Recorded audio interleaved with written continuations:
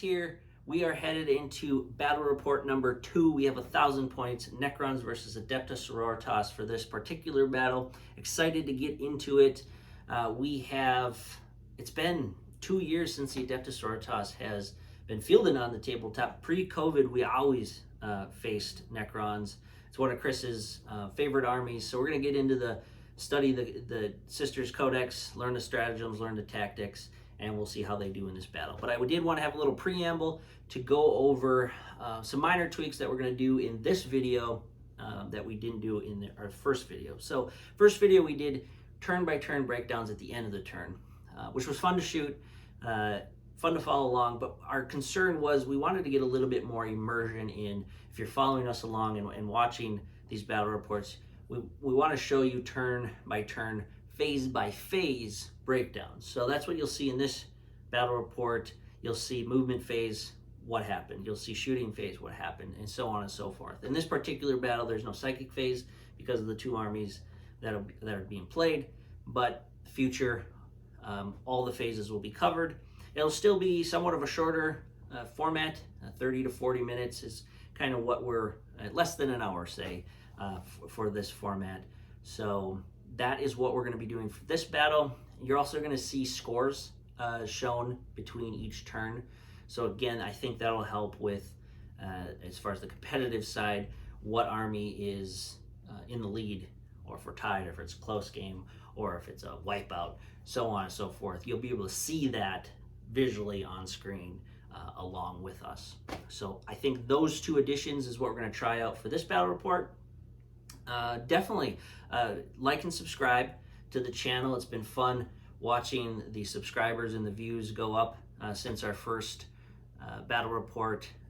That's a motivating force for us to kind of build this community, and I think that's a lot of YouTube content creators for 40K is building that Warhammer community, so we can all chat, we can talk about tactics, we can talk about rules, and so on and so forth. So like and subscribe if you want to follow us along on our journey of creating this YouTube channel, and I hope you enjoy the next battle report, Adepta Sororitas Necrons, 1,000 points. Let's get into it. Wanted to show everyone before we get into the armies, the battlefield itself.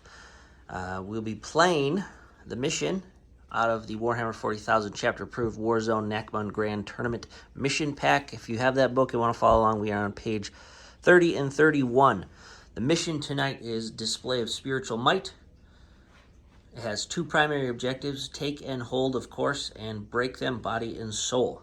So we'll get into those mission objectives plus the secondaries a little closer as we start the battle. But I wanted to show the board setup tonight. It's pretty packed tight, not as packed tight as the last one we played, but we have a very large manufactorum complex. Everything here on the table is Games Workshop product, aside from a few scratch-built PVC pipe silos in the middle there, but it all has Games Workshop bits on it as well. The board itself is the Battlezone Manufactorum Battlefield, put out by Games Workshop. It actually has a 2-sided, has the Mars color terrain that you see here, and then it also has on the flip side kind of that urban gray battlefield too. All size to what 9th edition is needed. We will flip off the lights here and go over the deployments.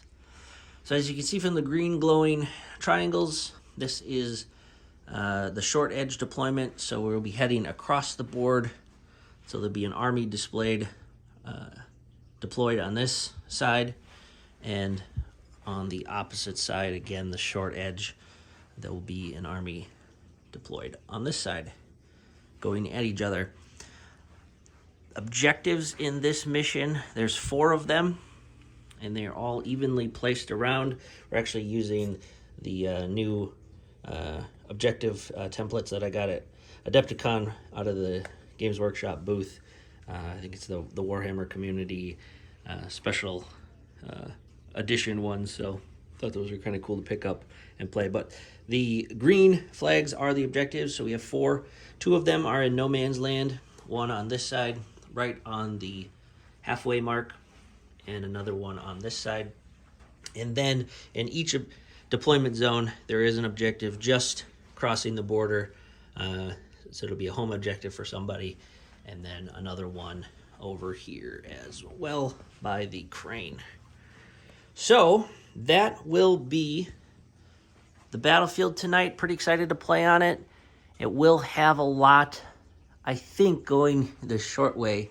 It does lend itself for a little bit more movement. You know, those kind of quadrant ones that we played last time, those are usually kind of tight confines. So we can spread out here. We can kind of get into left of the gantry, right of the gantry, and then right down the middle if we want to use that cover. So stay tuned. We will be covering the armies next. All right, ladies and gentlemen, tonight we will be facing the Adepta Sororitas. So I will once again be fielding my Sawtech Necron army. Sawtech Dynasty rules. At 1,000 points, we will be fielding a little bit more of an elite force tonight than we had last time. You can see some of the units have been switched out. But let's get into what we have. We have a combat patrol detachment, so that means we need to take 1 HQ and 1 troop. So for the each HQ slot, we are still taking a Plasmancer. I have switched out his Warlord trait from last time to be Implacable Conqueror. We're going to give that one a whirl. His relic is the Veil of Darkness, so hopefully he can jump out there with the Scorpec Destroyers further afield, get stuck in, and do some damage or tie up some backfield units that we need to do. In the troop section, we have a very pared down troops selection for this combat patrol. 10 Necron Warriors with Gauze Reapers. They're going to stick around as long as they can on probably the home objective and camp out, again, hopefully surviving at least 1 or 2 turns if we can. In the elite section, we are still bringing those Scorpec Destroyers. Again, I want to jump out there with the Veil of Darkness and the Implacable Conqueror for reroll charge rolls, tie up a backfield unit, or take out an infantry unit and grab an objective early on. I think we're going to try and be aggressive this battle and see where that lands us. In the heavy support slot, we do have our lovely destroyer models. Again, I am a destroyer fan, always have been. We are going to be running 3 destroyers with 1 embedded heavy destroyer in each unit, so 2 units of destroyers.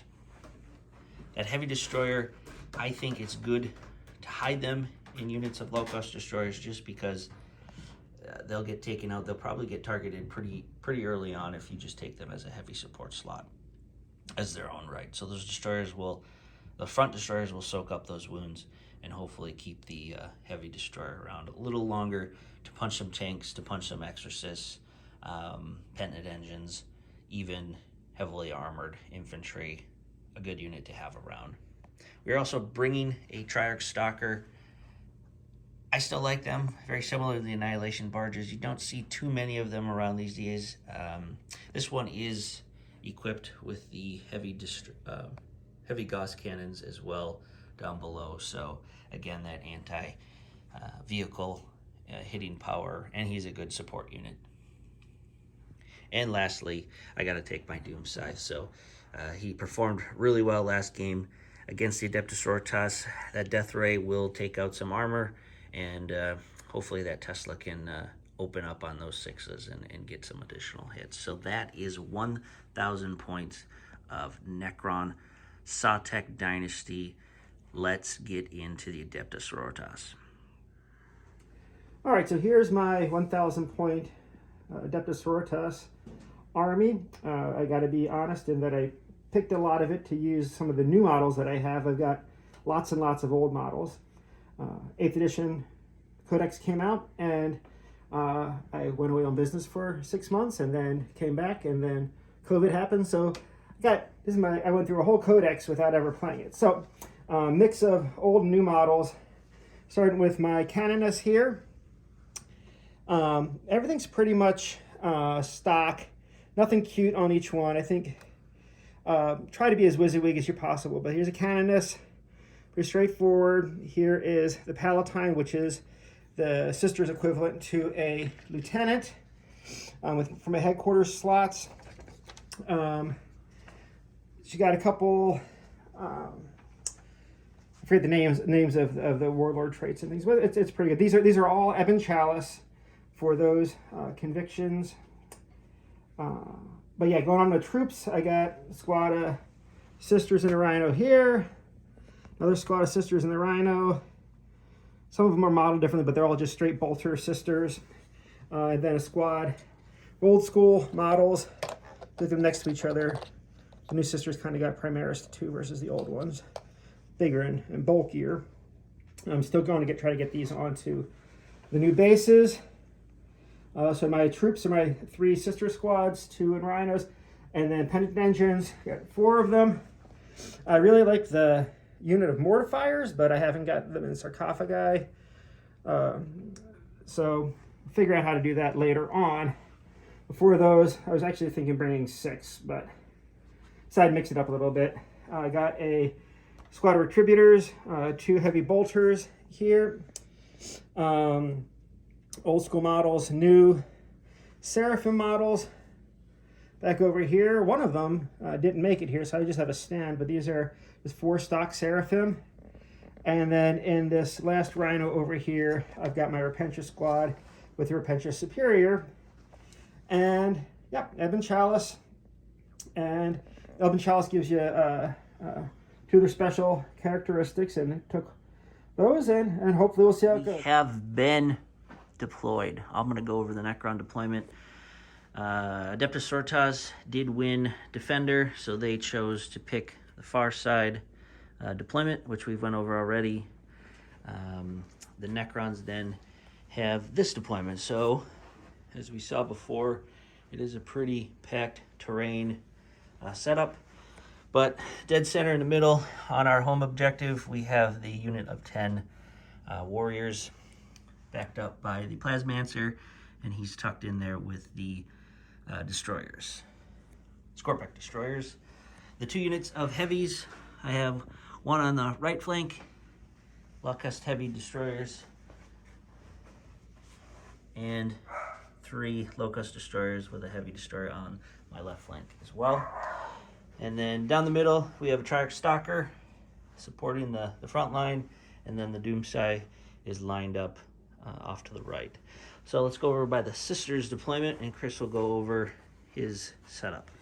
Yep, we're kind of deployed heavy to the left.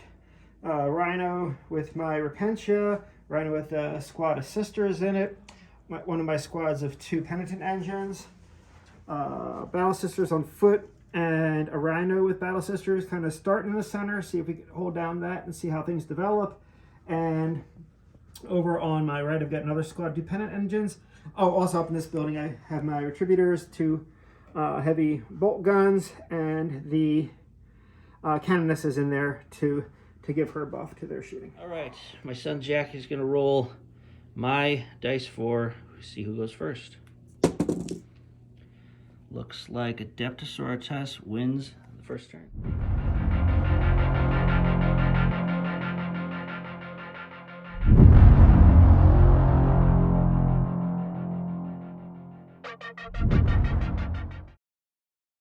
Okay, so this is not just the end of my movement, but it's pretty much the end of my turn, because charging up, everybody advanced to get further upfield, so can't shoot any of these weapons. But I did hop onto the midfield objectives, and Jace was canning his deployment, so his guys are just out of range of my heavy bolters. So nothing to shoot, out of charge range. Necrons versus Sisters, not going to be a whole lot of psychic going on. So that's going to be the end of player turn 1 for the Sisters. Necrons just finished their movement in turn 1, so we're going to go over where they went, and then we'll get to a quick follow-up on the shots. First things first, the Doomsday sped up pretty much straight from where he was all the way over here. So we have a multitude of targets to hit. We can shoot back at the engines of the Rhinos, or plenty of the Sisters in front of us.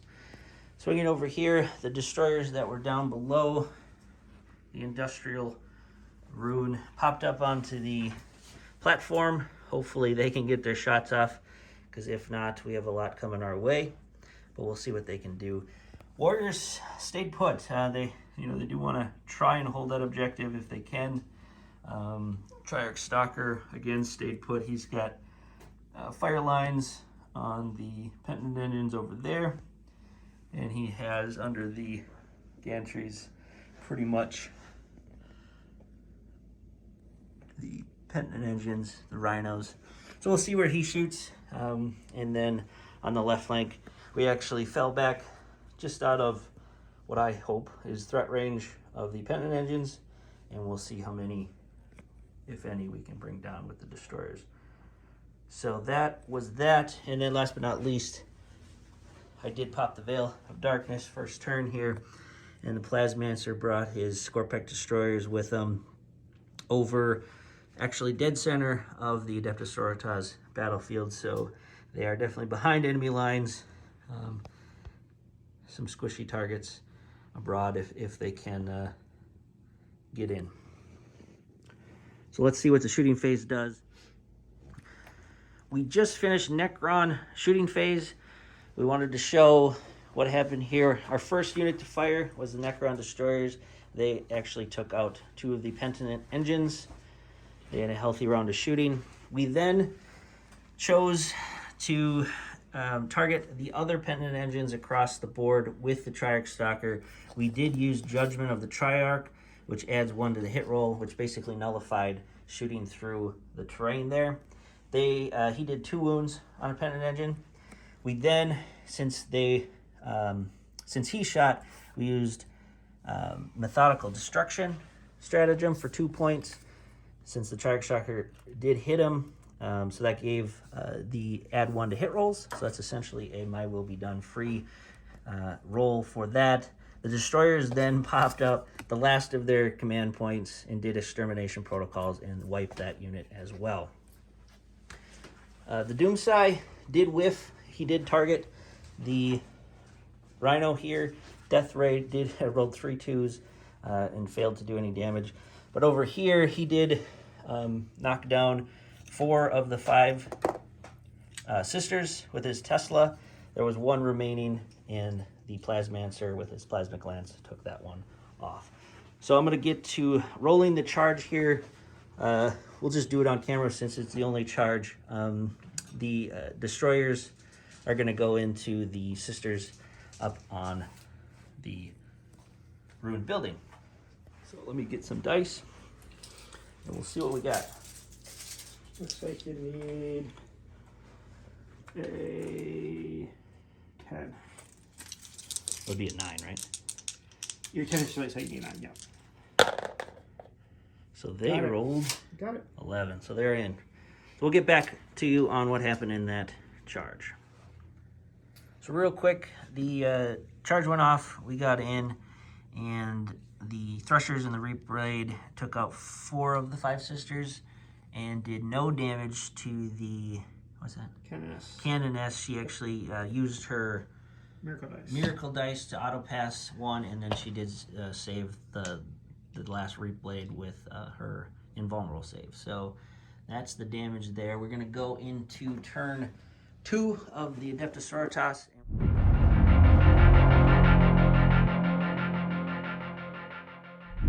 And the sisters' movement for their second turn.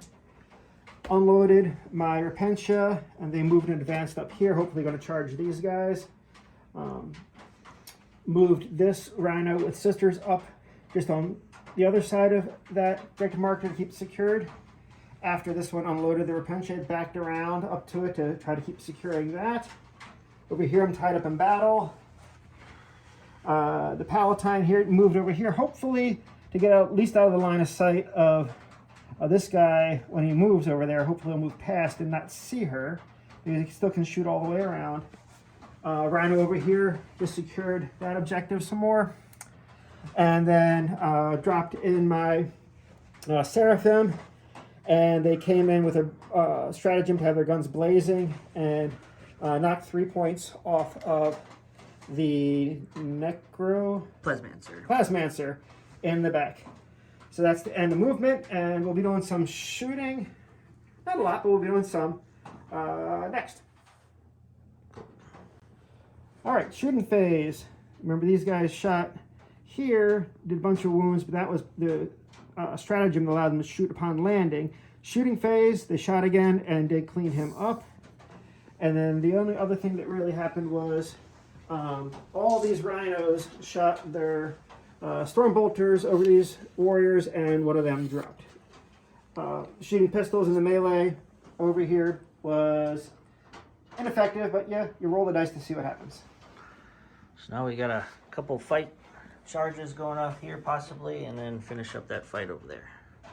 All right, charging here with these sisters. They're fighting up and did pretty well. Took down actually 3 of the destroyers. One of them came back with reanimation, and then they didn't do any damage over here. I was thankful, so they're tied up here. And then over here, the Balkan destroyers, what are they called again? Scorpex. Scorpex attacked first.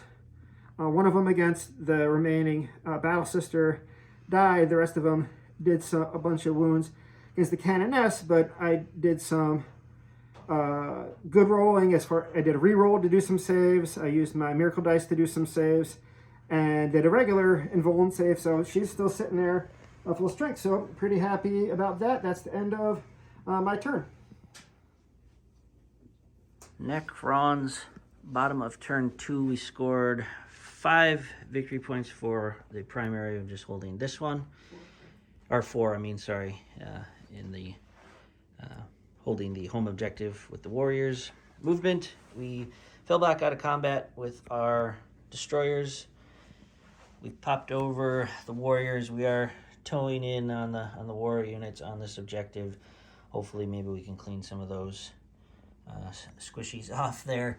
The Track Stalker moved up, probably going to shoot this way into the Rhino, and then the destroyers moved up to hopefully do some more damage to that Rhino. On the Sororitas side of the battlefield, Scorpex did fall back out of combat into the objective to claim that or hold that one, and then the Doomsday flew from left to right, a perfect 90-degree turn. So we have some options as far as Death Ray and Tesla. So let's get into the shooting phase and see how much damage we can do in turn 2.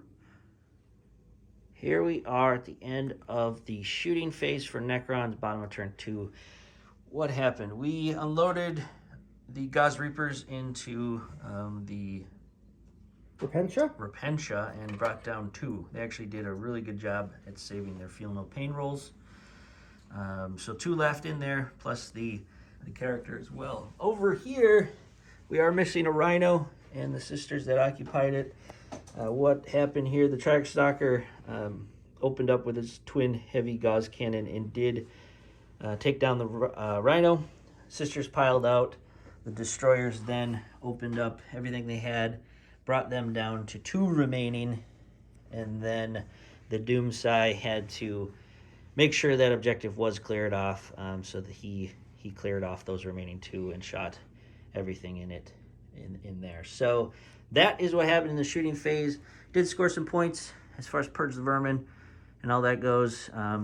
Contemplating whether to charge in here with the Necron warriors into the Repentia. There's R2 left remaining. He'll get his heroic intervention. I don't know. They're going to get into me anyways next turn. We'll think about it. Stay tuned.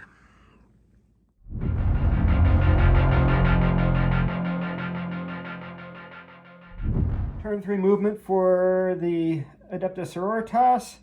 Moved over here to get a charge off and see what I could do there before I die. This Rhino scooted over because I'm anticipating that getting shot up, and then the sisters can bail out into some cover over here. This Rhino scooted over to tow into that objective. It can just squeak through there and maybe get a shot or two of the Storm Bolter there. Canis moved down to engage these guys. The Seraphim jumped over. They'll shoot, probably charge, just to try to keep control of that objective. And there we go. We'll do some shooting. Right, combat over here. The Repentia got in, killed one of the destroyers. Remaining destroyer struck back, killed one of the two that are left. Over here, a lot of swinging and beating around, and one of these guys got taken down. Is that right? Yeah. Yep, Scorpic fell. Scorpic fell, and then some wounds got through on the Canoness, and one of the Seraphim dropped. Necrons, bottom of turn 3, end of movement phase. We jumped back once again with the low-cost heavy destroyer out of combat with the Repentia. Over here, we did make an advance roll and move the warriors back around just to kind of circle the perimeter of the objective, hopefully hold on to that if there's some encroaching sisters. Doomside did another 90-degree turn and popped over here. We do have line of sight on the Repentia through the gantries and the Rhino over on the other side with the Death Ray. We're also moved up the Trike Stalker to claim this objective for now. He can shoot again back behind him with the Rhino Repentia. And then the destroyers plotting away up the left flank have some targets as well. So definitely some shooting to do. We'll let you know what happens shortly, and then we'll get on to that combat on the other side. All right, so we're going to wrap up the shooting and the assaults all in one since we are kind of towards the end of the game here. What happened? We removed the Rhino by shooting the Triarch Stalker. That did a few wounds, and then the Doomsai opened up on it with the Death Ray, cracked it open. The destroyers underneath the Doomsai then gunned down the sisters that came out. We also, the Doomsai did take the last Repentia down, so that was another kill. And then that was shooting phase. And then over here in assaults, you can see the Scorpic destroyers are gone, essentially. The Canoness dropped one, and then the Palatine dropped the other one. So they now have reclaimed their home objective. So we are going into top of turn 4. Again, probably moving pretty quick, so we're going to just recap the whole turns from now on out.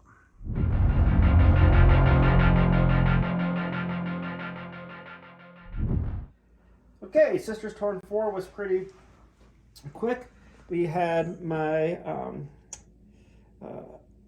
Repentia Mistress kind of hide over there. We had my remaining Seraphim jump over here to contest this objective. And my 2 HQ units are just hanging out back there, hoping to hang on to there and tank some wounds once they start getting shot on to get some more points. And that's... Oh, I shot my Stormbolter at the destroyer, and he did not care. That was it. All right, so we're going to go into Necron, bottom of turn 4. See if we can clean some things off and jump on some objectives to get some late turn primary objective scoring. Bottom of turn 4 Necron, shooting, pretty much Necron phase. There was no charges. The Rhino is no longer there. The Death Ray lit it up with the Doomsai and blew that up. And then the Tesla Destructors put a few more wounds on the remaining sister back here, and then the low-cost heavy destroyer finished her off. So we've cleared the Necron territories, and we have the 2 sisters on their home. Headquarters, only guys left. Yeah. Gals left. So they scored their 4 in top of turn 5, and then we'll check back in just at the end of the game here and see who won.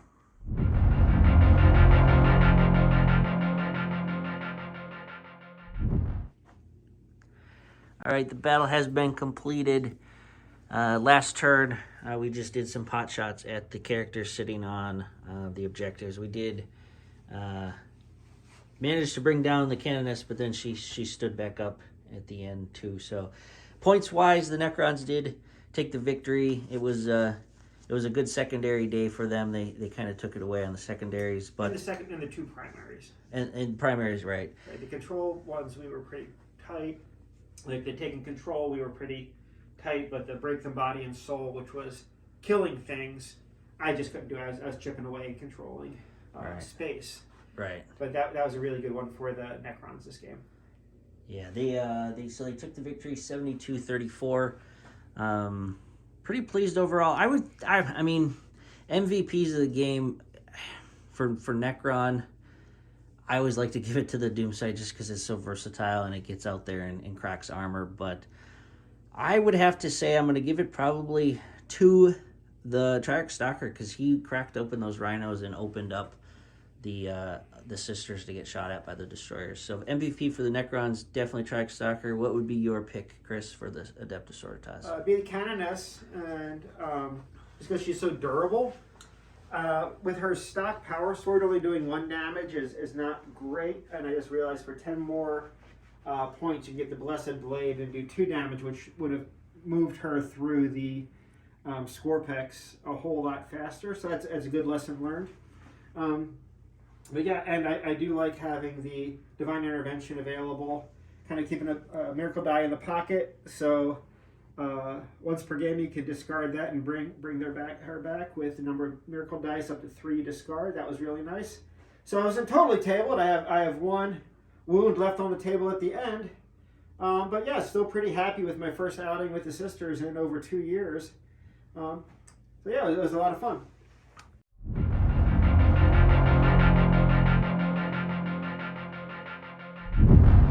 Just finished up Battle Report number 2. Awesome to see the Adepta Sororitas back on the battlefield. I think Chris had a great time picking through the stratagems, seeing what his army could do. I mean, that's what practice games are for. So we're going to see more of the Adepta Sororitas. I think they're going to get dialed in, and we're going to get some bigger games going on in the near future. Happy for the Necrons with the victory. They, first turn with that sister convoy coming up the middle of the battlefield. From the Necron perspective, that was pretty scary. I knew I had to bring down those Pentant engines. I mean, they are scary. If they got into me turn 2, I think the battle would have changed dramatically. I knew I had to take all the stratagems as I could. I mean, I used all of my command points first turn to bring those down, and I think it was worth it. Then I could push forward, turn 2, turn 3. I knew I had to knock the Adepta Sororitas off those center objectives because you let them sit on there, they're just going to gain their primary points, and that's that really in some games. So they were able to push forward after that turn 2 phase. I mean, the Veil of Darkness worked really well and got that Scorpec charge off first turn, which was aces to tie up backfield units. And the Doomsday, I mean, that it did 1 full circle around the board throughout its 5 turns and truly racked up. It's a versatile unit, armor, troops. So happy with the 1,000-point Necron list. I think Chris was happy with the Repentia squad. I mean, they took on a unit of 4 destroyers, and I was surprised. I was very curious to see what those Repentia do with those big chain blades, and they did some work. The Canoness, I think, was a surprise to both of us how well she survived with her 4-up saves and her Acts of Faith rolls, the dice rolls. That makes her stick around, and she's pretty tough in combat. I mean, she was the sole survivor out of the Scorpex, and then she ultimately, along with her backup, took out the Scorpex. So Canoness, I would probably give that MVP to Canoness for the Adepta Sororitas.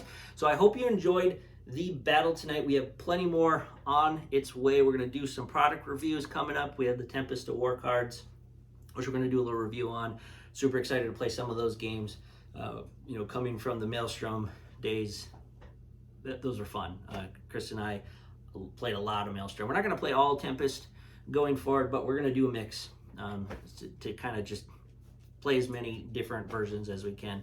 We're also going to do a review coming up. I have a pre-order on the Fronteras terrain set, so that's a whole nother battlefield that I can build. Like I said before, I'm a terrain guy, so I'm going to share kind of an unboxing there, share what I have plans for that one, color scheme, different battlefield conversions, and so on and so forth. So, and battle reports, of course. We're going to get probably some Space Marines you're going to see soon. You're going to see some Orcs. We'll see some more Genestealer Cult, and then the Tyranid Codex is coming too, so we're going to get into that. So a lot of exciting things. Like and subscribe. We will see you soon.